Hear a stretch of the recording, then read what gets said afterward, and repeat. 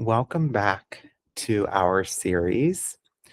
Today, we are focused on identifying shared goals and doing what is in your control to restore the relationship.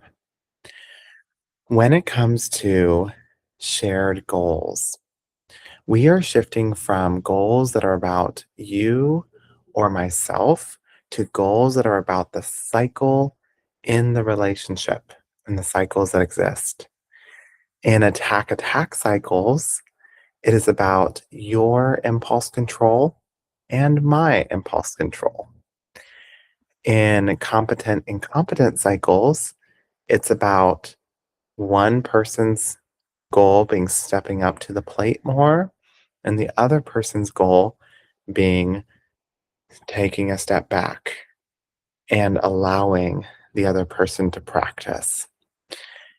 In pursuit-withdrawal cycles, it's about one person staying in and staying present and learning how to not escape, and the other person holding back and not talking as quickly.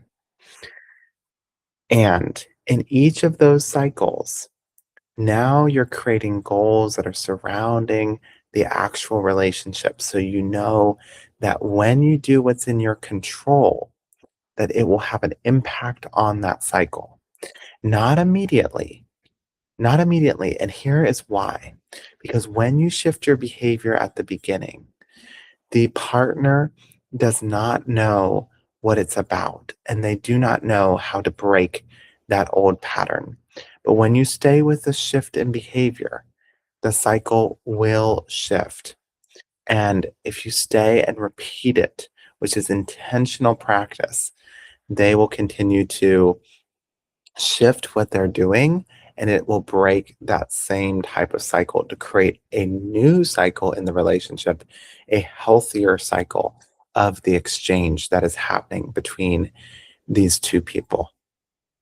So, how do you stay focused on the goals besides setting goals that are about the actual cycle of what's actually going on between us, which again often takes help from a third party only because we can be blind to the space of the relationship. We can be blind to the cycles in the midst of our own emotions and our own natural human ability to see the flaws of the other person. But once we get to that cycle space and then we're working on the goals, then you have to rivet your attention back to what's in your control. This part is key. And so this will be our focus. Doing what's in your control to break the cycle.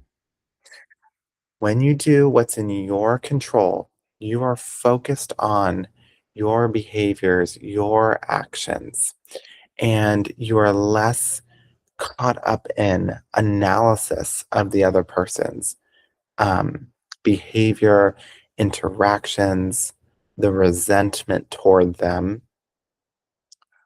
While it is important to be able to notice the other person and what they're doing, to be able to identify the problem in the relationship and the cycles, it can also be almost addicting to fixate on the other person's flaws or what they're not doing good enough with the change and breaking the cycle from their side.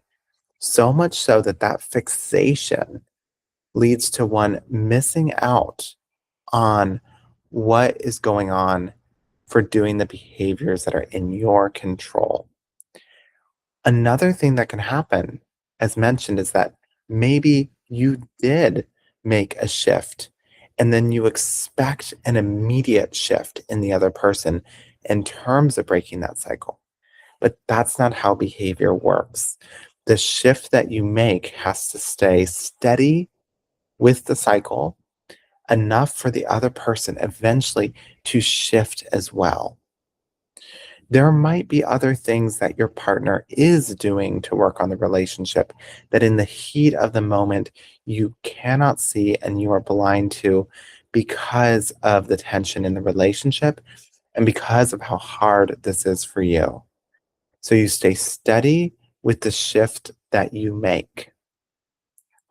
Sometimes in really distressed relationships, it's even possible to become almost paranoid when looking at the relationship constantly itself and when looking at the other party and trying to control things in certain types of ways to have them interact with you in a certain type of way.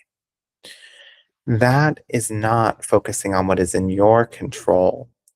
It is really getting lost in trying to control the other person's behavior, which is something completely outside of your control. Analyzing the cycle is in your control originally, so you understand what the problem is in the relationship and gain clarity about that. But once you have, and once you know the shift you need to make, that's where the energy goes. It goes toward that personal shift that you are making in your behavior and in your approach and in your attitude and mindset, which we're going to talk more about. And then seeing the ripple effect of that in your relationship, not overnight, but over time. Why, again, not overnight? Here's why. Because if it were a short term relationship with a stranger, you would see immediate results. But because a pattern has been set, patterns that are set like to repeat. It loves to repeat itself because that is what you know, that is what they know, that is what your relationship knows. So it repeats, repeats, repeats until it's broken not once, but multiple times. There's a new healthy pattern created, and then that one starts to repeat. And eventually it fades into the background to where you don't have to focus on it. But for all of those things to change, it is doing what is in your control and focusing on your own behavior through the process. So that is going to be our focus as you work on your relationship by doing what's in your control while understanding the relationship. Because either of those things alone will not solve it. Understanding the relationship while constantly trying to fix the other person or getting stuck in the paranoia of the relationship will not work, even though you may understand the relationship because you're analyzing it. And doing what's in your control, like actually taking steps without understanding how it affects the relationship and the cycle of the relationship, might lead you to a different territory that will not repair the actual relationship. An example of that would be like somebody who says, I am going to work on myself. I'm going to do more exercise.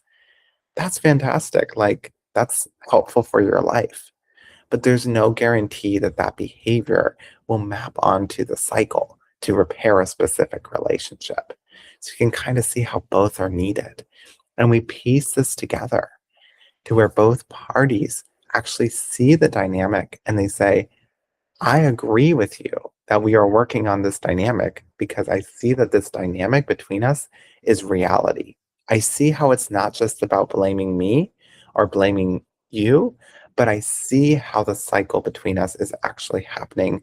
It's true, it's not biased. And that's the cycle that we're both working to break. And yet, in almost every cycle that couples need to break or transform, they often have to do different behaviors from each other to break the cycle. Not all the cycles, but the attack cycle, like um, you did this and you did that, those are both impulse control moments. So they both need to do the same thing. Like put your face in cold water, do deep breathing, step back, reframe. But a lot of the cycles involve different things that both parties have to do and commit to while understanding the cycle. So I hope that helps as we continue our journey together.